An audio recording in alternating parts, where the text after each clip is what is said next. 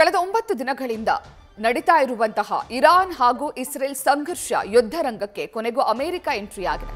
ಇರಾನ್ನ 3 ಪರಮಾಣು ನೆಲೆಗಳ ಮೇಲೆ ಅಮೆರಿಕ ದಾಳಿಯನ್ನ ಮಾಡಿದೆ. ಸ್ವತಃ ಅಮೆರಿಕ ಅಧ್ಯಕ್ಷ ಡೊನಾಲ್ಡ್ ಟ್ರಂಪ್ ಈ ಬಗ್ಗೆ ಅಧಿಕೃತ ಮಾಹಿತಿಯನ್ನ ನೀಡಿದ್ದಾರೆ. ಫೋರ್ಡೋ, ನಟಾಂಜ್, ಇಸ್ಫಹಾನ್ ಮೇಲೆ ಅಮೆರಿಕ ಇಸ್ರೇಲ್ ಪರವಾಗಿ ದಾಳಿಯನ್ನ ಮಾಡಿದೆ. ಅತ್ಯಂತ ಯಶಸ್ವಿಯಾಗಿ ದಾಳಿಯನ್ನ ಪೂರ್ಣಗೊಳಿಸಿದ್ದೇವೆ ಅಂತ ದಾಳಿಯ ನಂತರ ಡೊನಾಲ್ಡ್ ಟ್ರಂಪ್ ಅಧಿಕೃತವಾಗಿ ಮಾಹಿತಿಯನ್ನ ನೀಡಿದ್ದಾರೆ. ನಮ್ಮ ಎಲ್ಲಾ ವಿಮಾನಗಳು ವಾಪಸ್ ಆಗಿವೆ, ಇರಾನ್ನ ವಾಯು ಪ್ರದೇಶದ ಹೊರಗೆ ಬಂದಿವೆ ಅಂತ ಡೊನಾಲ್ಡ್ ಟ್ರಂಪ್ ಅಧಿಕೃತವಾಗಿ ಮಾಹಿತಿಯನ್ನ ನೀಡಿದ್ದಾರೆ. ಪ್ರಾಥಮಿಕ ತಾಣವಾದ ಫೋರ್ಡೋದಲ್ಲಿ ಬಾಂಬ್ಗಳ ಪೇಲೋಡ್ ಎಲ್ಲ ವಿಮಾನಗಳು ಸುರಕ್ಷಿತವಾಗಿ ಮನೆಗೆ ಹಿಂದಿರುಗ್ತಾವೆ ಅಂತ ಟ್ರಂಪ್ ಹೇಳಿದ್ದಾರೆ. ಟ್ರಂಪ್ 2 ವಾರದ ಗಡುವಿನ ನಡುವೆ ವಾಯುಸೇನೆ ಅಟ್ಯಾಕ್ ಮಾಡಿದೆ.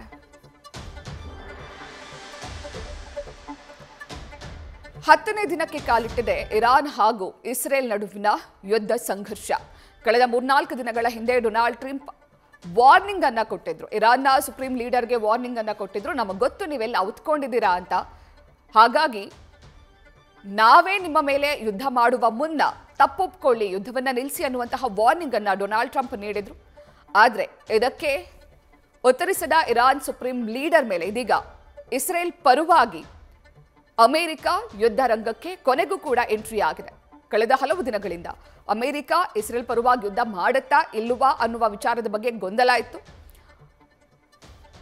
ಯಾವುದೇ ರೀತಿಯ ಅಧಿಕೃತ ಮಾಹಿತಿಯನ್ನ ಡೊನಾಲ್ಡ್ ಟ್ರಂಪ್ ನೀಡಿರಲಿಲ್ಲ ಯುದ್ಧದ ಬಗ್ಗೆ. ಆದರೆ ಈಗ ಯುದ್ಧ ರಂಗಕ್ಕೆ ಅಮೆರಿಕ ಕೊನೆಗೂ ಎಂಟ್ರಿ ಆಗಿದೆ. ಇರಾನ್ನ 3 ಪರಮಾಣು ನೆಲೆಗಳ ಮೇಲೆ ಅಮೆರಿಕ ದಾಳಿಯನ್ನ ಮಾಡಿದೆ. ಈ ಬಗ್ಗೆ ಅಮೆರಿಕ ಅಧ್ಯಕ್ಷ ಡೊನಾಲ್ಡ್ ಟ್ರಂಪ್ ಅವರೇ ಅಧಿಕೃತ ಮಾಹಿತಿಯನ್ನ ನೀಡಿದ್ದಾರೆ. ಇರಾನ್ನ ಮೇಲೆ ಮಾಡಿರುವಂತಹ ಪರಮಾಣು ನೆಲೆಗಳ ಮೇಲೆ ಆಗಿರುವಂತಹ ದಾಳಿಯ ಬಗ್ಗೆ ಅಮೆರಿಕ ಅಧ್ಯಕ್ಷ ಡೊನಾಲ್ಡ್ ಟ್ರಂಪ್ ಅಧಿಕೃತವಾಗಿ ಮಾಹಿತಿಯನ್ನ ನೀಡಿದ್ದಾರೆ. ಎಲ್ಲೆಲ್ಲಿ ಅಟ್ಯಾಕ್ ಆಗಿದೆ ಅನ್ನೋದನ್ನು ನೋಡೋದಾದ್ರೆ ಫೋರ್ಡೋ, ನಟಾಂಜ್, ಇಸ್ಫಹಾನ್ ಮೇಲೆ ಅಮೆರಿಕ ದಾಳಿ ಮಾಡಿದೆ. ಇನ್ನು ಅತ್ಯಂತ ಯಶಸ್ವಿಯಾಗಿ ದಾಳಿಯನ್ನ ಪೂರ್ಣಗೊಳಿಸಿದ್ದೇವೆ ಅಂತ ಡೊನಾಲ್ಡ್ ಟ್ರಂಪ್ ತಿಳಿಸಿದ್ದಾರೆ. ದಾಳಿಯ ನಂತರ ನಮ್ಮ ಎಲ್ಲ ವಿಮಾನಗಳು ಕೂಡ ವಾಪಸ್ ಆಗಿವೆ, ಇರಾನ್ನ ವಾಯು ಪ್ರದೇಶದ ಹೊರಗೆ ಬಂದಿವೆ ಎನ್ನುವಂತಹ ಮಾಹಿತಿಯನ್ನ ಕೂಡ ನೀಡಿದ್ದಾರೆ. ಅಂದ್ರೆ ಹೋಗಿ ಅಟ್ಯಾಕ್ ಮಾಡಿದ್ದೀವಿ, ಅಟ್ಯಾಕ್ನ ನಂತರ ನಮ್ಮ ಎಲ್ಲ ವಿಮಾನಗಳು ವಾಪಸ್ ಆಗಿವೆ ಎನ್ನುವಂತಹ ಮಾಹಿತಿಯನ್ನ ಕೂಡ ನೀಡಿದ್ದಾರೆ. ಪ್ರಾಥಮಿಕ ತಾಣವಾದ ಫೋರ್ಡೋದಲ್ಲಿ ಬಾಂಬ್ಗಳ ಪೇಲೋಡ್ ಆಗಿದೆ, ಎಲ್ಲ ವಿಮಾನಗಳು ಸುರಕ್ಷಿತವಾಗಿ ವಾಪಸ್ ಹೋಗ್ತಿವೆ ಅಂತ ಟ್ರಂಪ್ ಅಧಿಕೃತವಾಗಿ ಮಾಹಿತಿಯನ್ನ ನೀಡಿದ್ದಾರೆ.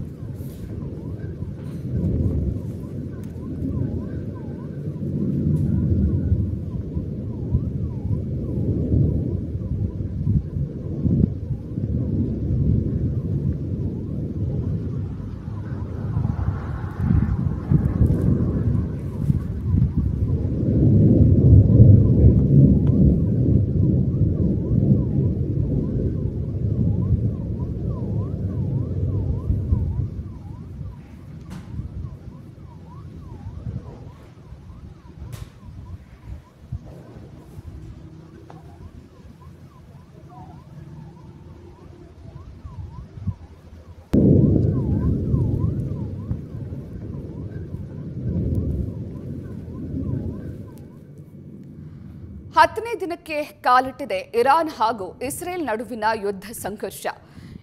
ಕಳೆದ ಹಲವು ದಿನಗಳಿಂದ ಅಮೆರಿಕ ಇಸ್ರೇಲ್ನ ವಿರುದ್ಧ ಅಥವಾ ಇಸ್ರೇಲ್ ಪರವಾಗಿ ಯುದ್ಧ ಮಾಡುವ ಮಾತುಗಳು ಕೇಳಿಬಂದಿತ್ತು. ಆದರೆ ಯಾವುದೇ ರೀತಿಯ ಅಧಿಕೃತ ಮಾಹಿತಿ ಅಮೆರಿಕದಿಂದ ಲಭ್ಯವಾಗಿರಲಿಲ್ಲ. ಯುದ್ಧ ರಂಗಕ್ಕೆ ಇಳಿತಾರಾ ಅಥವಾ ಅಮೆರಿಕ ಇಸ್ರೇಲ್ ಪರವಾಗಿ ಯುದ್ಧ ಮಾಡುತ್ತಾ ಅನ್ನುವ ಬಗ್ಗೆ ಯಾವುದೇ ರೀತಿಯ ಅಧಿಕೃತ ಮಾಹಿತಿ ಇರಲಿಲ್ಲ. ಆದರೆ ನೇರವಾಗಿಯೇ ಬಹಿರಂಗವಾಗಿ ಅಮೆರಿಕ ಇಸ್ರೇಲ್ಗೆ ಸಪೋರ್ಟ್ ಮಾಡ್ತಾ ಇತ್ತು.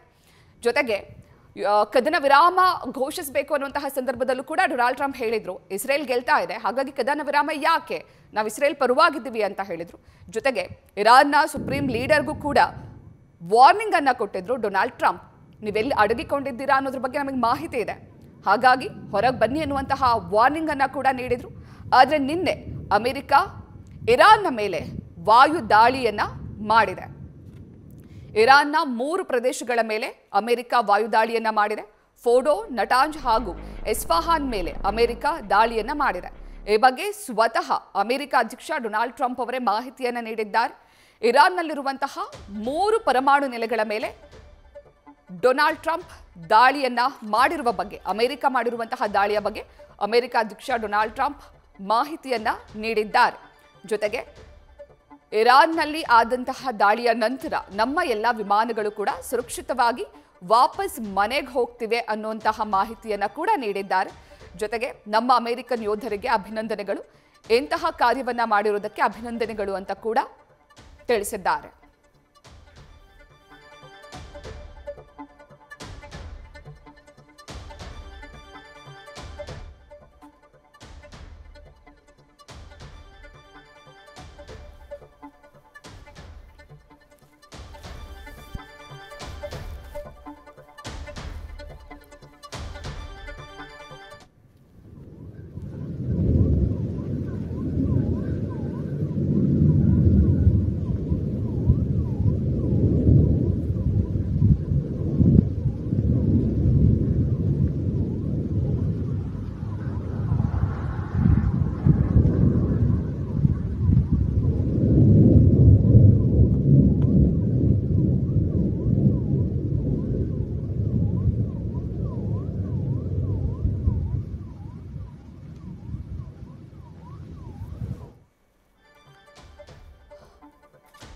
ಇದೀಗ ಇರಾನ್ ಹಾಗೂ ಇಸ್ರೇಲ್ ನಡುವಿನ ಯುದ್ಧಕ್ಕೆ ಅಮೆರಿಕ ಅಧಿಕೃತವಾಗಿ ಎಂಟ್ರಿ ಕೊಟ್ಟಿದೆ. ಇನ್ಮೇಲೆ ಯುದ್ಧದ ಭೀಕರತೆ ಹೆಚ್ಚಾಗುತ್ತಾ ಅಥವಾ ಯುದ್ಧ ಕಮ್ಮಿ ಆಗುತ್ತಾ ಹೇಳೋದಕ್ಕೆ ಸಾಧ್ಯ. ಆದರೆ ಇರಾನ್ ಮೇಲೆ ಅಮೆರಿಕ ಮಾಡಿರುವಂತಹ ದಾಳಿಯ ಎಲ್ಲೆಲ್ಲಿ ಮಾಡಿದೆ, ಇರಾನ್ನ ಯಾವ ಯಾವ ಪ್ರದೇಶದಲ್ಲಿ ಅಮೆರಿಕ ದಾಳಿ ಮಾಡಿದೆ ಅನ್ನೋದನ್ನು ನೀವು ಗಮನಿಸ್ತಾ ಇದ್ದೀರಾ. ಫೋರ್ಡೋ, ನಟಾಂಜ್ ಹಾಗೂ ಇರ್ಫಹಾನ್ ಮೇಲೆ ಅಮೆರಿಕ ದಾಳಿ ಮಾಡಿದೆ. ಇರಾನ್ನ ಬಹುತೇಕ ಮಧ್ಯಭಾಗದಲ್ಲಿರುವಂತಹ 3 ಪ್ರದೇಶಗಳ ಮೇಲೆ ಅಮೆರಿಕ ದಾಳಿಯನ್ನ ಮಾಡಿದೆ.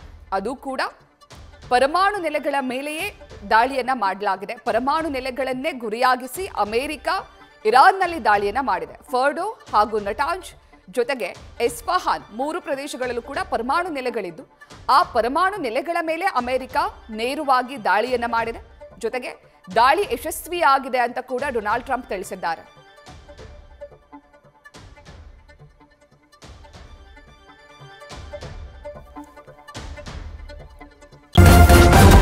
ನ್ಯೂಸ್ ಫಸ್ಟ್ ನಿರ್ಭೀತಿಯಿಂದ ನಿಮ್ಮ ಪರವಾಗಿ.